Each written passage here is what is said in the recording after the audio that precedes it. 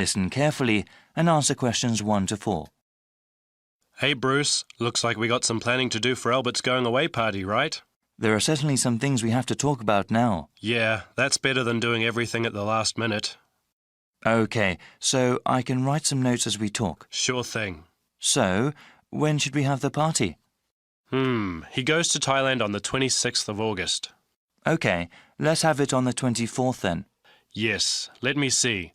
That's a Friday. That'd be perfect. Now, where should we have it? At a bar or a club? You know, I think he would like something really intimate, nothing too loud. A restaurant would be good. Maybe the Apple Tree Grill?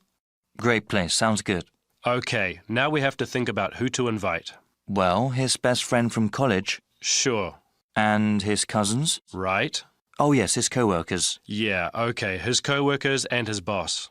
Any other people? How about his yoga classmates? He does love yoga, but that might be too many people. I suppose so. I can email and text message the invitations. When should I send them? We should send them out soon, but not too early. How about the 16th of August then? Well, why not give it a few more days? The 13th? All right, I think that's a good time too. Before you hear the rest of the conversation, you have some time to look at questions 5 to 10.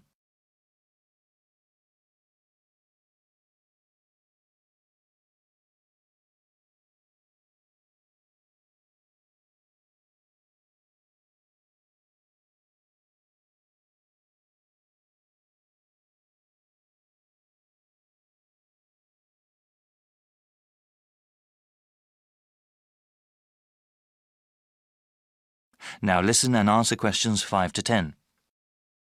Okay now, we have to think of a gift. Should we all get one? No, I was thinking we could all give money for the party and the gift. You know, something really nice. Yeah, that'd be better than getting him little things individually. I can ask for the money. Thanks for doing that. How much should we ask for? I think we should ask for maybe $15 each. Is that too much? No, not at all. He's going away for 2 years. That would give us about $150. That's a good amount. Yeah, well, I'm thinking we could get him something practical. Yes, especially since he's going abroad. Something he could use, something that's also portable. We could get him an article of clothing, perhaps, or maybe even a pair of shoes. Shoes are nice, but they might wear out easily, especially where he's going. Maybe a book light? A what? Yeah, he loves to read, and a book light would be very convenient when he travels. Okay, that's one good gift idea. Did you write that down? Yep. Now, we need to think about reservations at the restaurant. Well, we should get their big banquet room, yeah? Yes, definitely. Should we ask the restaurant to prepare a buffet? Isn't that expensive? No, I don't think it is. A buffet dinner sounds cheaper than everyone ordering individual meals. Definitely. How about drinks? They can buy drinks themselves, or bring their own. Okay. Yeah, it would cost too much if we bought drinks ourselves. Certainly. We have to ask someone to bring an MP3 player. The restaurant has speakers and we can hook it up for music. Sounds good. Actually, there is one more thing that I thought we should do since Albert is leaving for such a long time. What were you thinking of? Maybe we could have a slideshow of all the fun times we've had. That'll take a little bit of work, but I think it's a great idea. Actually, in the invitation, can you ask for some photos people have of him? Yeah, definitely. I can scan them or people can send me digital photos they have. All right. I'll tell them when I send out the invitations. Then I can make a little presentation. I can't wait to see his reaction. Yeah, especially that one picture where... That is the end of part 1. You now have half a minute to check your answers.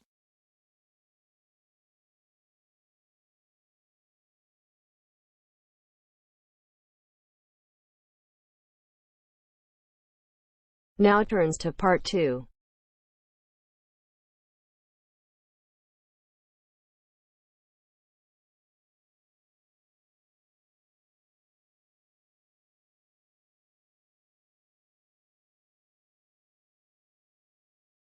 You are going to hear a guide named Matt, who is introducing their trip in Wildlife Haven.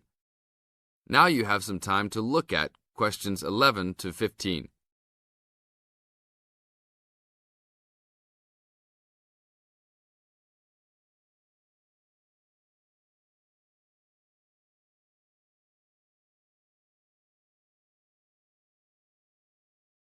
Now listen to the first part of the introduction carefully and answer questions 11 to 15. Well, good morning, everybody. My name's Matt, and I'm one of the 3 guides here at Wildlife Haven. Our job is to make sure that you all have a great time here with us and go home feeling happy and relaxed. As you can see, we're away from the city in a remote area between a national park and the sea. To encourage you to relax, there are no radios or TVs, and the only phones and newspapers are in the office. So, if peace and quiet is what you've come for, this is the place to be. From your cabin on the hill, you'll find you have the national park behind you, and you can look out from the sea from your front balcony.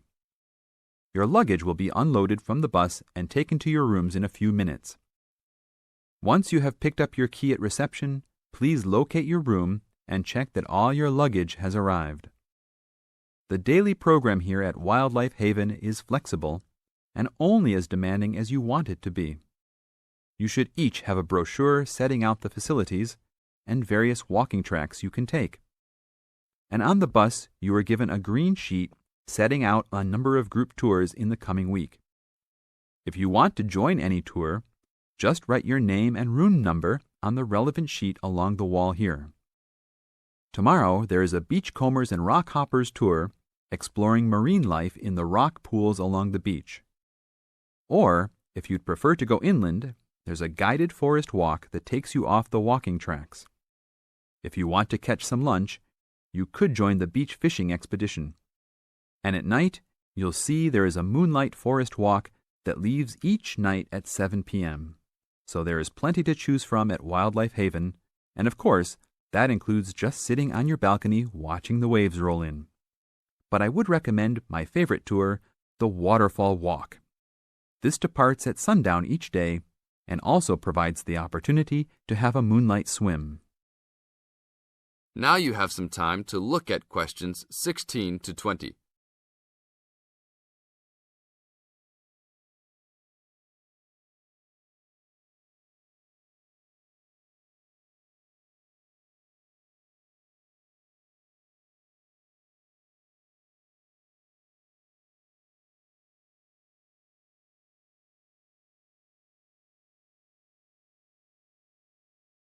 In the second part of the introduction, you are going to get some advice from Matt.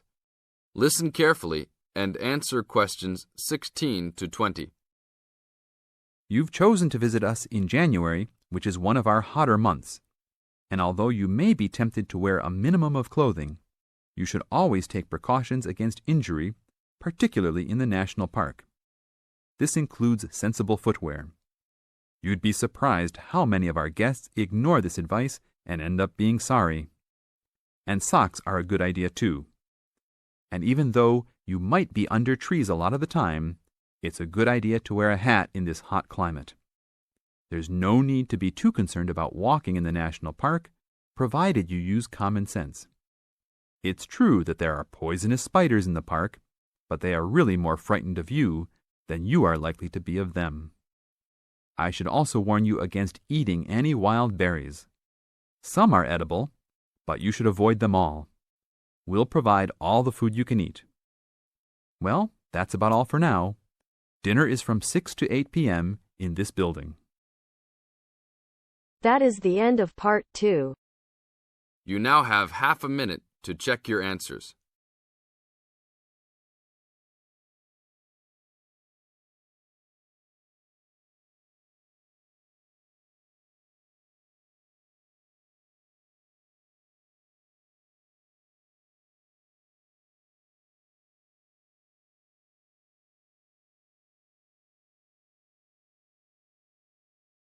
Now turns to part 3.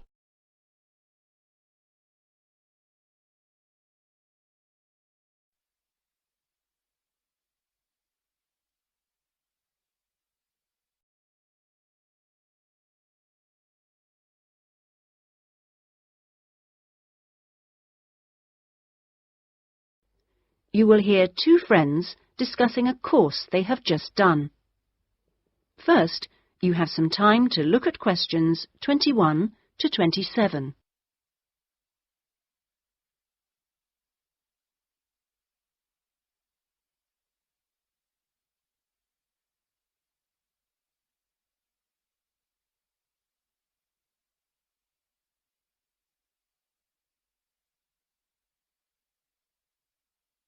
Now listen carefully and answer questions 21 to 27.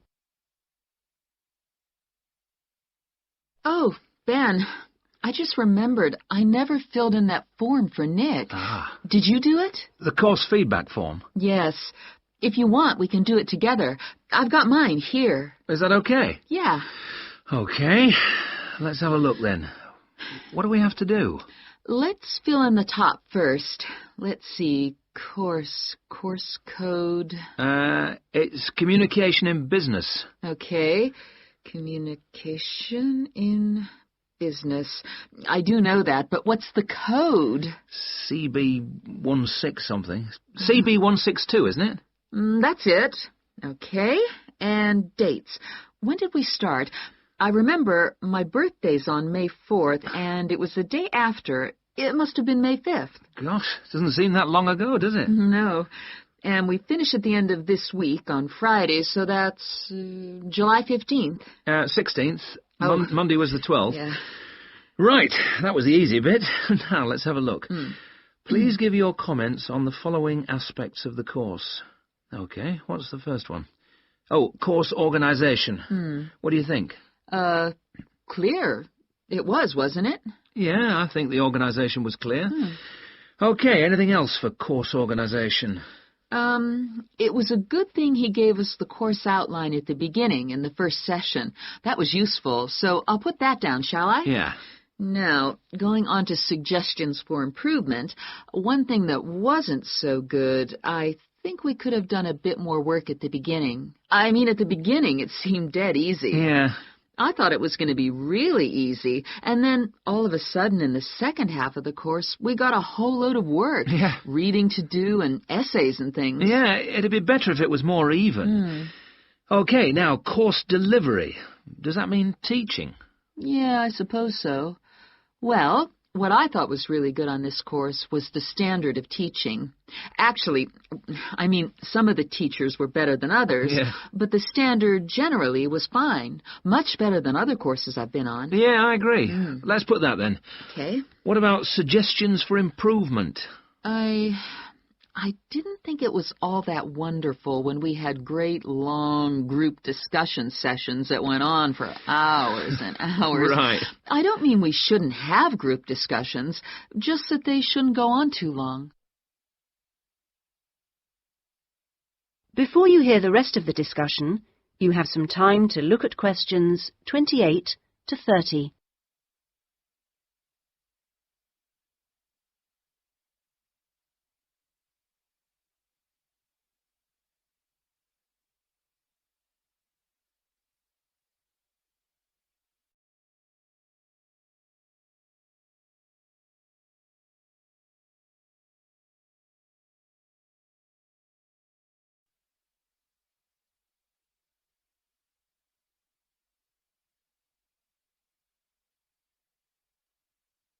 Now listen and answer questions 28 to 30. Now, on to materials and equipment. Oh, now, what was good about some sessions was the handouts. Yes, I thought all the handouts were good, actually, and some were great, with website addresses and everything. One problem, though, with materials was the key texts. Yes, there just weren't enough copies on reserve in the library. And if you can't get the key text before the session, how are you supposed to do the reading? Yeah. And not enough computers. You have to wait ages to get one. Okay, testing and evaluation. Well, I don't know. It's hard to say until we've got our written assignments back. Oh, don't talk about it. I only got mine in yesterday. It was a real struggle. Oh, I hate to think what mark I'll get. Yeah, but at least we've done the oral presentation. I thought that was good, the way I got my feedback really quickly. Yes, it was. And I liked the way we knew what would be evaluated on. We knew the criteria, so we knew we had to think about clarity, organization, and so on. Yeah, but I'm not so sure about the written work. One thing, I think, is that there's just too much. It's really stressful. Oh, yes, I'd agree.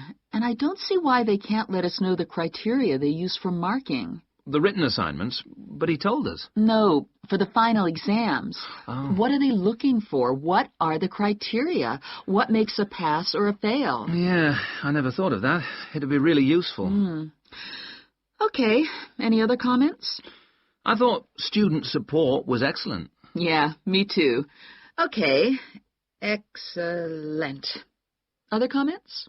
No, I can't think of anything else. Nor me.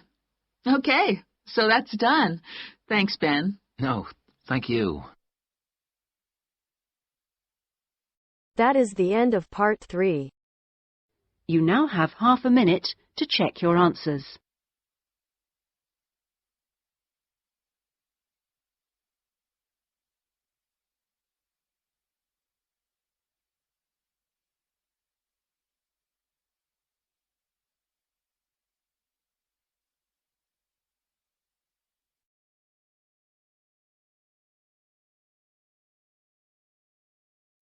Now turns to part 4.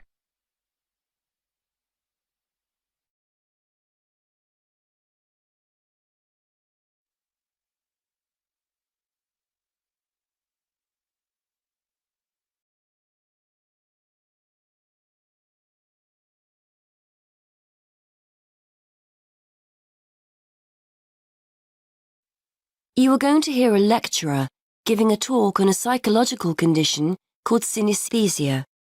First, you have some time to look at questions 31 to 40.